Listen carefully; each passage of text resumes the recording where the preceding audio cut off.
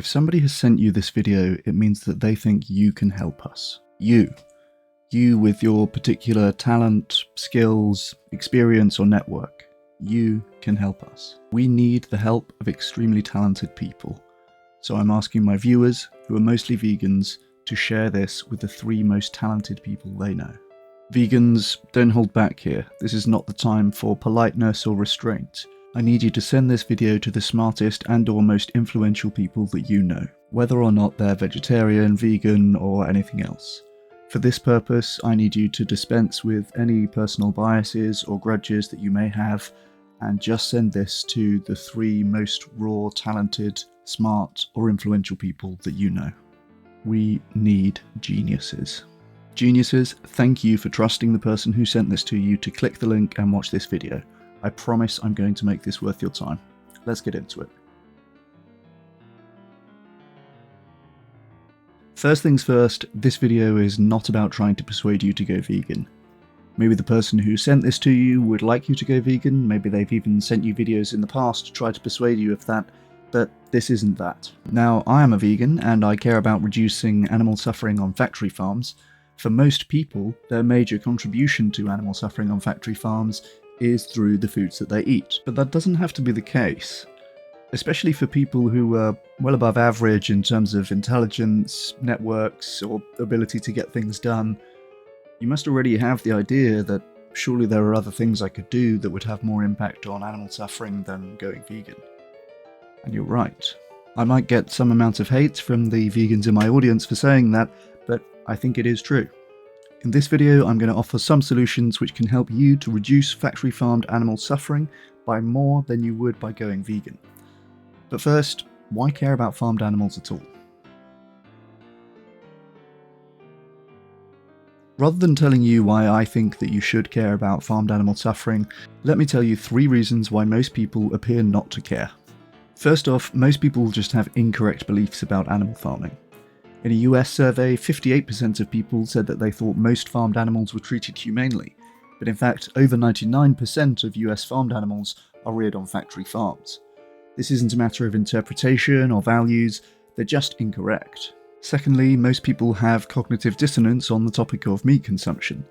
That same survey that found 58% of people thought most farmed animals were treated humanely also asked them how they thought the animals that they ate were treated. And in that case, the number jumped to 75% thinking they were treated humanely. There's a neat study where this is demonstrated where people are asked about the mind and moral status of a cow. Before they answer the questions, one group are given beef jerky to snack on and the other group are given salted nuts. Well, I'm sure you can guess the punchline here. The people who were randomly assigned to eat the beef jerky rather than the nuts subsequently assigned a lower moral status to cows. Eating a bit of cow literally caused people to think less of cows. This study is perhaps one of the most famous studies demonstrating motivated reasoning. The third reason why people appear not to care much about farmed animal suffering is the disconnect between meat and animals. Obviously, we all know that meat is dead animals, but most people just don't think about that very much. There's a neat study where people are asked to choose between meat or vegetarian options on experimentally manipulated menus. On one set of menus, the meat options are labelled as beef or pork. On the other set of menus, they're labelled as pig or cow. And again, I'm sure you can guess the punchline.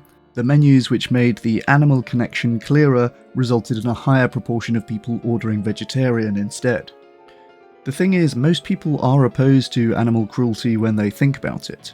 We surveyed 1,000 people in the UK about their thoughts on common farming practices, such as debeaking, the use of cages, culling male cows, and so on. And we found that between 75 and 95% of people said that these practices were unacceptable. This is in a country where the vegetarian population is no more than about 15%. So, incorrect beliefs, cognitive dissonance, and a disconnect between meat and animals are facilitating this situation where most people agree factory farming is wrong, and yet most people are still paying to make it happen. Alright, so this is a problem, but why is it your problem? Why should you do something about this?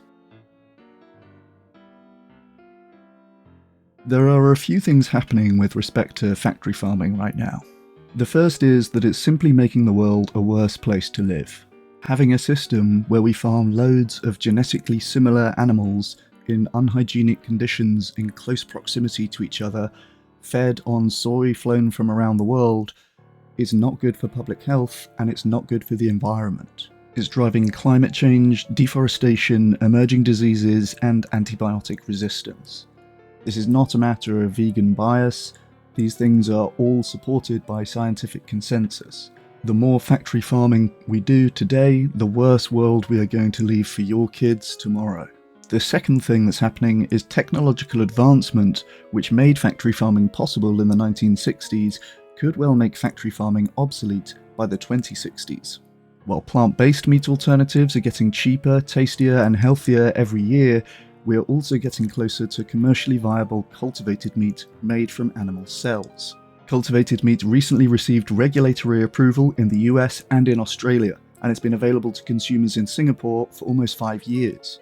This could be game-changing technology that makes factory farming obsolete in our lifetime, meaning that your grandchildren might grow up in a world where factory farming is just a shameful memory of something that we used to do. The third thing that's happening with respect to factory farming is that a record is being written every day of what each of us is doing or not doing to try to end or to try to prolong factory farming. There are people who history will remember for having led the charge to end factory farming, and those people will be remembered as moral leaders. There are also people who history will remember as having maliciously lobbied and obfuscated to keep more animals trapped on factory farms for longer. If there's any justice, those people will be remembered as moral monsters. Today, we all have a chance to express our views on this topic. Whether you're somebody who's speaking out to end factory farming, somebody who's maliciously lobbying to defend factory farming, or somebody who's complicitly silent while this suffering goes on, social media will forever have a record of what you did or didn't do to help end this injustice. So, factory farming is making the world a worse place for your kids, it's probably going to be obsolete by the time that you meet your grandkids, and there's a record being written of what each of us is doing or not doing to end factory farming today. In truth, if you decide to do nothing and say nothing on this topic, history probably won't remember you one way or another.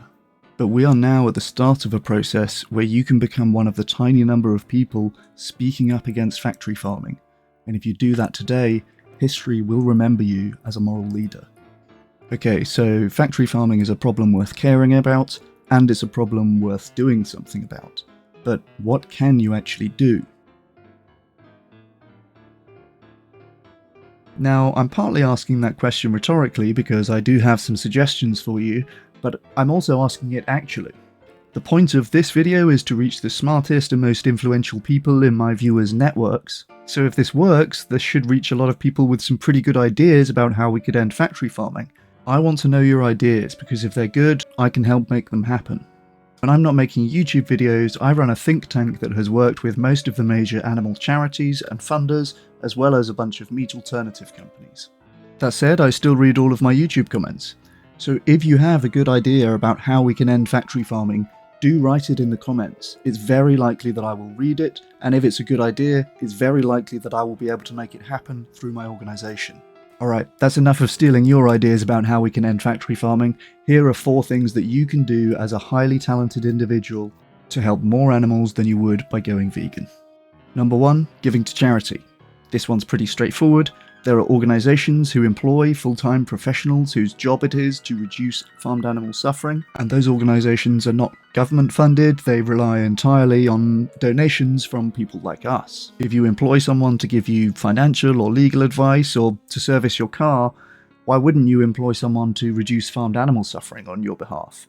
It makes perfect sense to outsource this task. The best bang for your buck here has already been researched, and you can find the best organisations to give to over at animalcharityevaluators.org.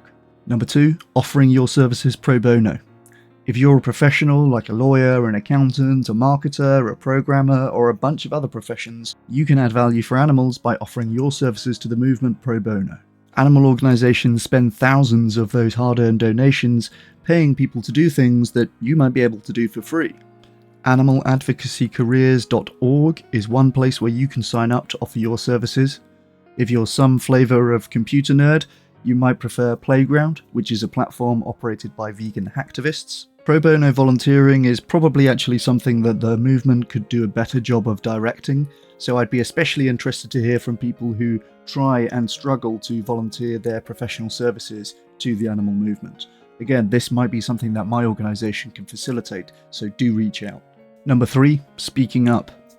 This one might be a little bit scarier for most people because it does involve talking about or posting about these topics that people would prefer to avoid because of their cognitive dissonance. But look, people know to take smart people seriously. And you've been sent this video because somebody thinks that you are extremely smart and or influential. And that means that other people probably think that too. That means that people would probably sit up and listen if you were to start expressing that factory farming is a bad thing. It also might mean that people take your silence on the topic as a sign that it's not really a problem. That is a responsibility that comes with people viewing you as particularly smart or influential. You are tending to influence the opinions of others one way or another. Number 4, consider working for an effective animal organisation. I appreciate that this one is a bit of a wild card, especially for people who are already some way into a career. But if you're thinking about a career change, or you're in the early stages of your career, you should seriously consider working for an animal advocacy organisation. The movement is always aware that it can benefit from fresh perspectives from people outside of the movement coming into these organisations, and sometimes they'll even hire with an explicit preference for people who are not currently in the movement. If you think that this option could be right for you, head over to animaladvocacycareers.org to get started. Highly intelligent or influential people engaged in any of these 4 things will likely save many times more animals than they would by going vegan. In fact, if you're somebody who's been sent this video because somebody else regards you as especially intelligent or influential, it's very likely that you could save tens or even hundreds of thousands of animals. I talk about this more in my video Upgrade to Vegan 2.0. We're in a situation where most people agree that factory farming is bad, but still support it financially due to incorrect beliefs, cognitive dissonance, and a disconnect between meat and animals. To help fix this, the animal movement needs geniuses, people who are extremely influential and or intelligent, whether or not they themselves are vegetarian or vegan. These geniuses can have an outsized impact for animals through their charitable donations, influence on others in their network, pro bono volunteering, or even a career change. Geniuses, if you do decide to donate, volunteer, or start speaking up for animals, please let me know in the comments. I would really love to shout out your efforts in my next video. I'd be hugely appreciative, so please do let me know. One thing that you can do now, if you feel moved to, is to share this video with your networks. If somebody shared this video with you, it's likely that your network is full of people similar to you, and it would be hugely valuable for them to see this too. Vegans, don't hold back on sharing this with the geniuses that you know. Don't be shy, okay? You know who are the very smart people who you know. For me, I got the 3rd highest grades in a school year of about 300, and I'm going to personally send this video to the 2 guys who got higher grades than me. I haven't spoken to either of them for about 15 years, so that will be a bit random, but this is important. Hey Richard, hey Michael, I hope you're both keeping well. The animal movement needs geniuses to help prevent suffering on factory farms. We need you to donate, to volunteer, and to activate your networks. You don't have to do any of this, of course you don't. But if somebody has sent you this video, you're likely one of the most influential people in society today. And with that comes a lot of responsibility. What you decide to do next will determine how many animals are suffering on factory farms a year from now, and 5 years from now, and 20 years from now. For those who watch and decide to do nothing, well, thank you for hearing me out. For those who decide to do something about it and help us to help animals, thank you. Sincerely, we are deeply grateful for your contributions.